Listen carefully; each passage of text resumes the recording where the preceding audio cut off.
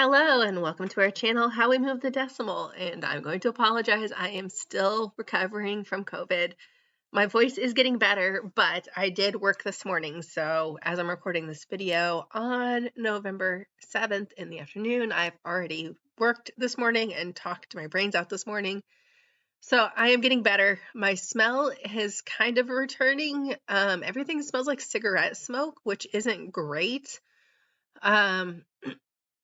I think I'd be a little worried if I was thrifting or getting like stuff to purchase because I don't want things that smell like cigarette smoke. Have I bought things that smelled like cigarette smoke before? Yes. Do I try to avoid it at all costs? Yes. You can get it out, and there's a couple different ways to do it, but man, it's a pain in the butt. One of the ways I do get out cigarette smoke is sealing it in Ziploc makes these really big storage bags, and they're like large, extra large, but they're just like a Ziploc bag, but you could put like a small child in it. Don't put small children in Ziploc bags, but they're very large. They're like garbage bag size. I will get that, and I will put a bunch of white vinegar in it, and sometimes I will spray the garment itself with white vinegar, and I will seal it up and leave it. And I'll open it back up like probably 3 or 4 days later. If it still has a smell to it, I will put more vinegar in, leave it again. Leave it again, wash it between sometimes, and then do the vinegar thing again. And then wash it again, and if it still has it, I will put it back in the storage bag, but this time I will put it with baking soda. And then I usually leave that sit for a week. So yes, I can get the smell of smoke out. Is it fun to do? No. I would not do it on the stuff I normally sell. I'm not going to do it on a $15 pair of jeans. The process is too long. I am laundering something up to 4 times to get it to come out. So and even then, I'll usually disclose that it may have smoke on it. I'll say, it comes from a smoke-free household. We don't smoke in our house. But the previous owner could have. So I'm always leery about that. I had the issue a little bit when I was selling my dad, who passed away like 17 years ago. So sad, but I'm okay. We finally, this past year, went through his clothes. So after he died, we just put all of his clothes in Tupperware tubs and put them in the basement so we didn't have to deal with them. And finally, 15 years later, we decided to go through his clothes and got rid of a bunch of them. And I do talk about it a little bit in previous videos, but I did list them to sell on eBay. The problem is he was a heavy smoker, and 15 years in a sealed tub did not help that smell. So I had to be very cognizant of what I was listing and if it was worth washing. And I think even now I'm more aware of it. I don't know where you guys are in the country or if you're even in America, but in Illinois, especially in central area, we had a huge energy bill increase. Like our electricity tripled. Like people were going from $100 a month bills to $400 a month bills. It was very scary. So I have to also be more aware of that when I'm cleaning things and getting rid of things. Is it worth the electricity I'm using on this? Is it worth the laundry detergent? Laundry detergent has gone up. I don't wash with the best laundry detergent when I'm washing sourced goods, but I also need the laundry detergent to work. I have found Purex is probably my best bet for affordable laundry detergent. Purex is still, it's not a name brand, but it's a known brand. You can get Purex at Walmart, Target, all the places sell it. So it's not necessarily a generic store brand, but it's cheap enough that it's okay for me to use it to wash my thrifted goods. I will say I also use it to wash our towels at home because I don't want to waste my good, expensive laundry detergent on towels. So I mean, I do use it on items at home. But all of that now is coming into consideration. Like I've talked in previous videos that I'm not raising my prices on eBay. One, I don't think customers would respond to it. I'm selling jeans consistently right now. Again, this is, the first or technically second week in November. I'm consistently selling jeans. I am selling several pairs a week, which is consistent for me being a part-time seller. And I know if I would have raised those jean prices up, I would not be selling the jeans. I know people argue about a race towards the bottom, and we don't want to basically outmarket ourselves. And I am driving, me, the part-time seller with very little inventory is driving the market to the bottom. But when I'm buying things now, I have to not just think about what I can get for it. I have to think about how much is this going to cost me to wash? Do I wait till I have a full load? I try not to wash thrifted clothes in with my own clothes just so I can more accurately keep track of like the laundry detergent and stuff used for tax purposes, because I do take that off as a business expense.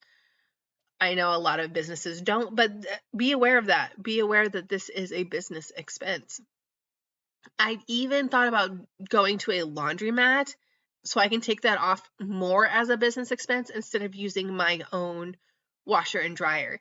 And that may be something I end up doing next year. I don't want to start it now at the end of the year, but after taxes come along next year, I might end up just when I go to the bins and have a really big haul, taking it all to the laundromat and washing it, and then I'm going to use that as a business expense, where technically I could do it at home, but that's above my pay grade when it comes to taxes.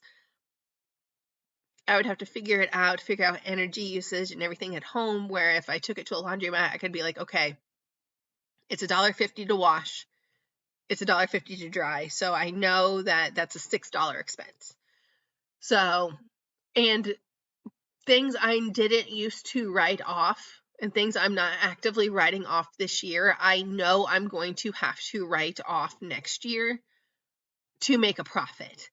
And otherwise, I'll be paying it all back in taxes. I am sporadic about writing off when I go to the post office. I track it when I track it, and sometimes I forget to track it. I know next year I have to be very aware of when I'm going to the post office and tracking it, because mileage has become expensive, and that's a write-off I'm missing out on. Same with possibly using the laundromat to use that as a business write-off. I can see me using that more when I have a large bins trip. So if I'm buying several hundred pounds of clothes from the bins, I could see me just going to a laundromat and washing it and then able to use that as a business expense. I already use, shipping supplies and stuff like that. But there's little things that I was like, well, it's really not cost me that much. So I haven't, kept track of it. And being a part-time reseller, I haven't kept track of it because it didn't seem like that big of an expense. But now looking at it going, oh crap, everything's so much more expensive now. This is becoming a business expense. Going back to getting like the smell of cigarette smoke or bad smells out of something, since I'm listing the greeting cards here, I'll just talk about that. These did not have any smells at all, but we've gotten books or papers that have had an odor before. Usually we'll either put them in the sun outside, or we'll put them in a Ziploc bag and put them in the freezer. And sometimes in the Ziploc bag, I'll also sprinkle a little bit of baking soda in there, or get the Arm & Hammer baking soda discs. That way I don't have to worry about getting baking soda on the actual book or something. It's I think it's meant for refrigerator deodorizers, but sometimes I'll just put one of those in the sealed Ziploc bag and put it in the freezer and leave it in the freezer for a week, and that usually kills the smell, which is really nice. Again, I'm only doing that on expensive items. Freezer space is a premium in my house when you have 3 children, and one of them is going to be a teenager in a month, and he is eating me out of house and home. So we, just things that I have to be aware of that I wasn't aware of before, because it wasn't something that was a big enough hit to me. Now looking back, I probably missed out on several write-offs for taxes because I just wasn't keeping track of it.